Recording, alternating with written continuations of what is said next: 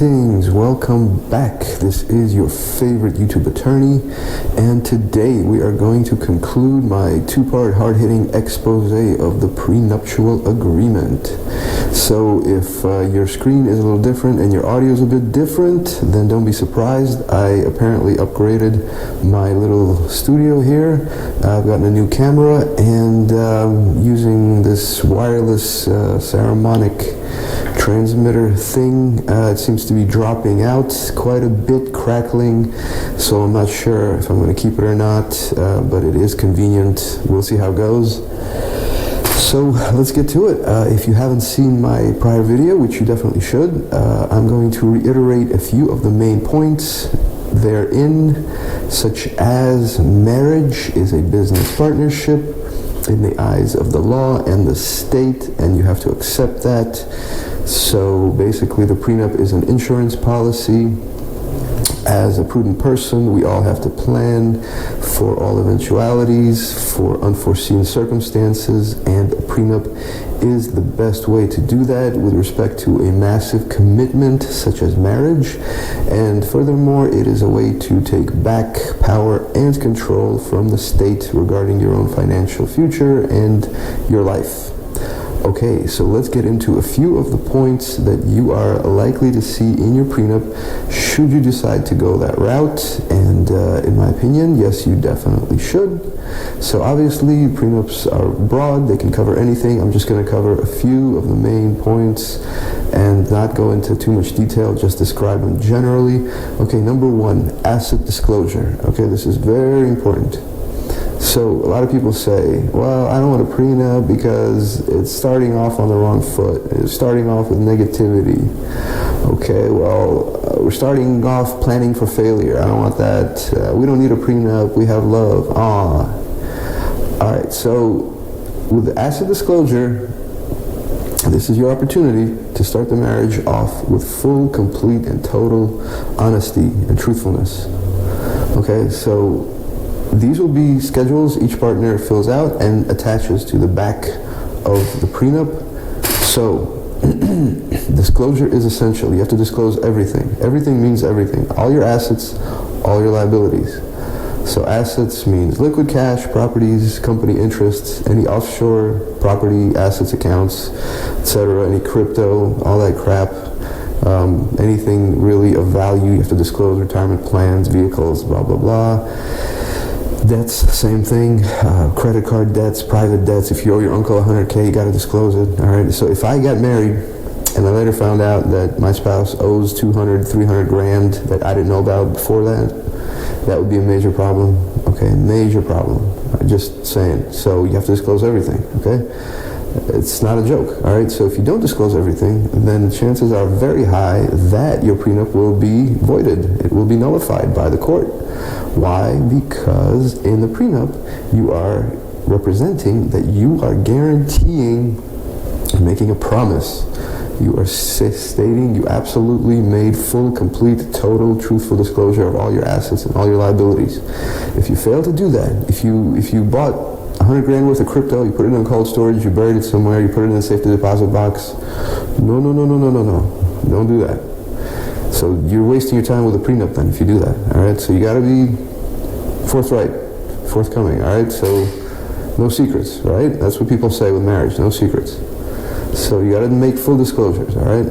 This is essential to gauge any potential support, any benefits that one or the other spouse receives at a later point. So you have to be truthful. Okay, that covers that. Number two, termination or dissolution. Okay, this is very important also. This defines when the marriage ends and when the provisions of the prenup come into effect. So you have to define it with relative specificity. Generally, people will put in stuff like filing for divorce. That'll do it. That'll definitely end the marriage, obviously. Sending a letter to the other spouse stating intent to end the marriage. that'll do it also, no problem. Moving out of the marital residence for a period of 30, 60 days, whatever, that'll do it. You can add other stuff, infidelity, you can definitely do that. Infidelity has to be defined specifically. You gotta say, well, what does infidelity mean, okay? Is it petting? Is it holding hands? Is it kissing? Is it penetration?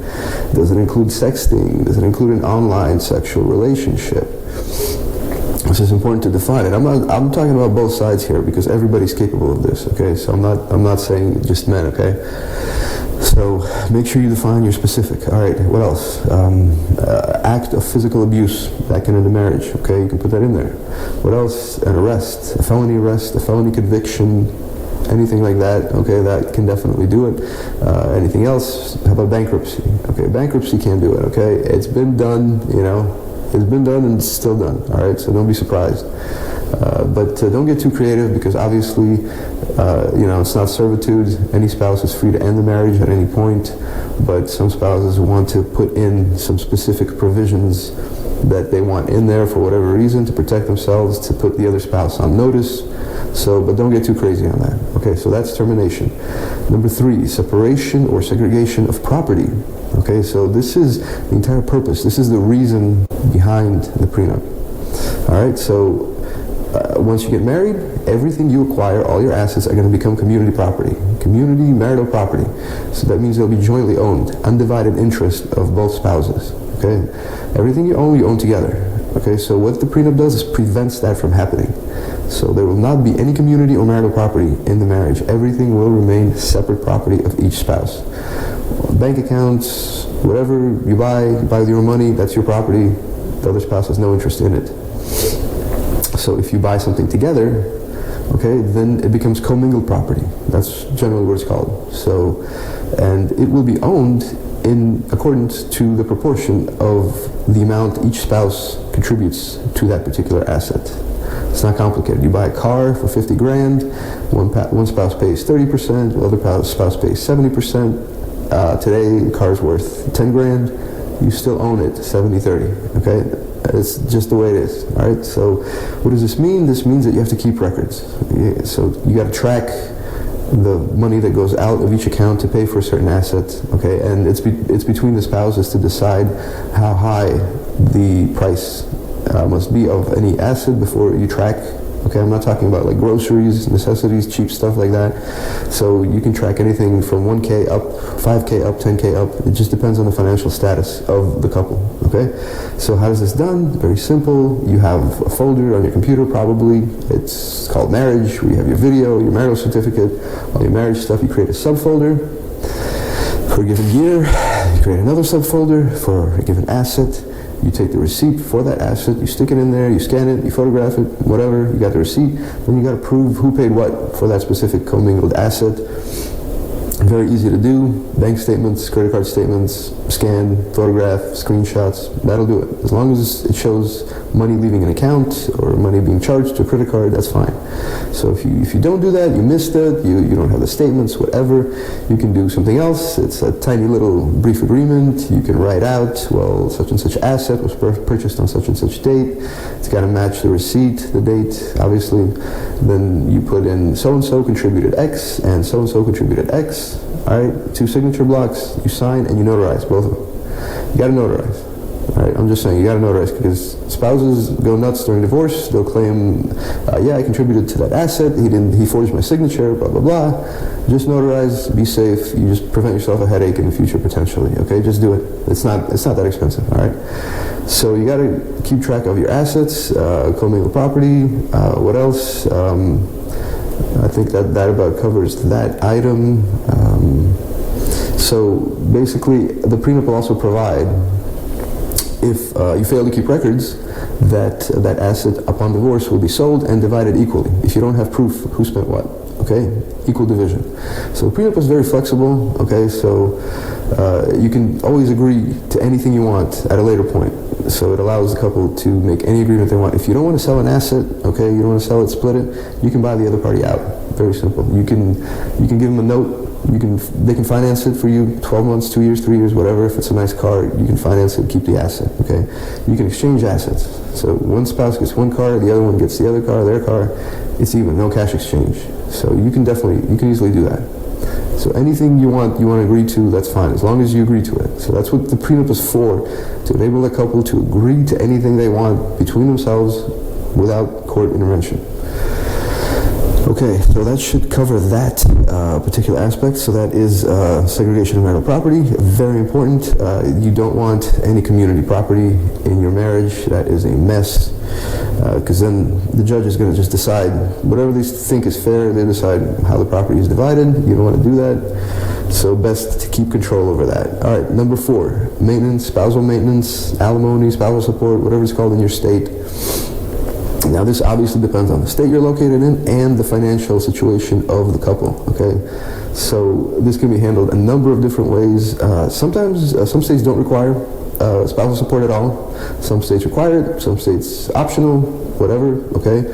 So if you can disclaim it, if the couple is well off, if they don't need the payments, if they don't need anything, then clean break.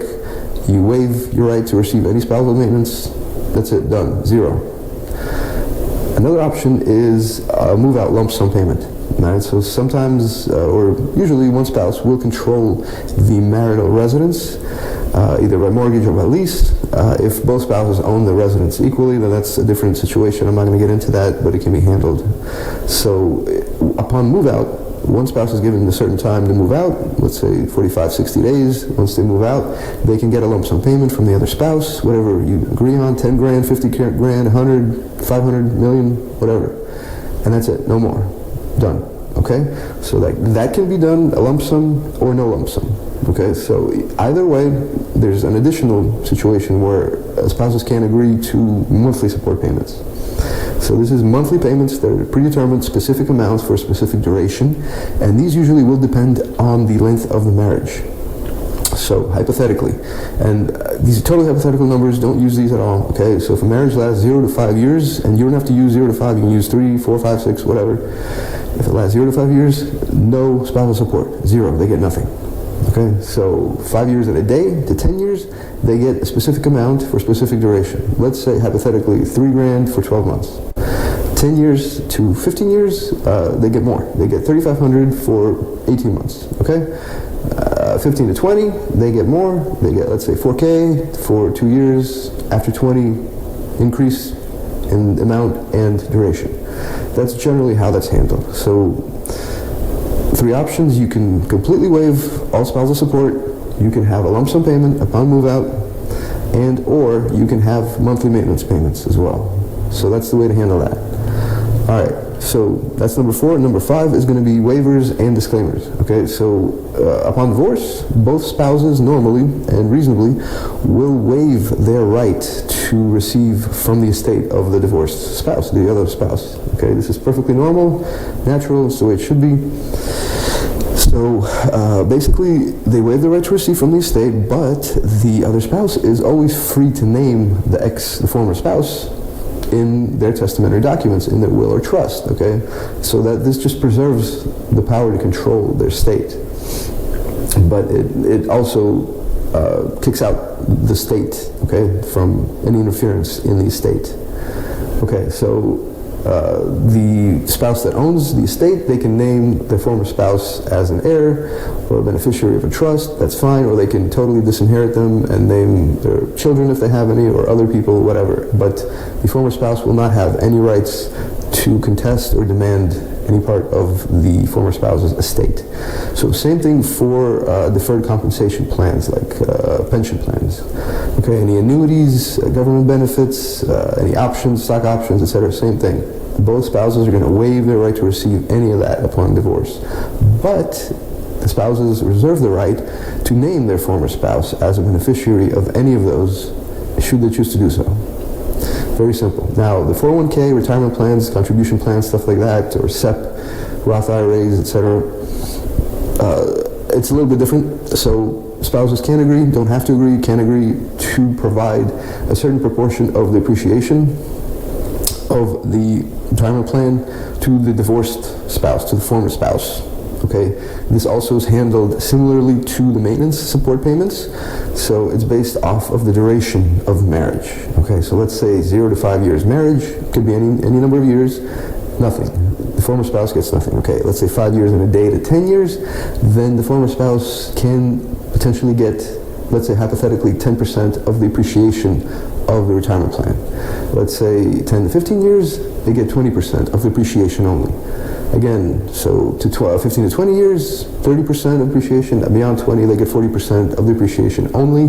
They do not get any of the principal because that belongs to the spouse that owns that retirement plan, and it will be distributed, if they pass, they will collect it during their lifetime, and then if they pass, then the beneficiary will be designated with the custodian, and that's how the principal will pass.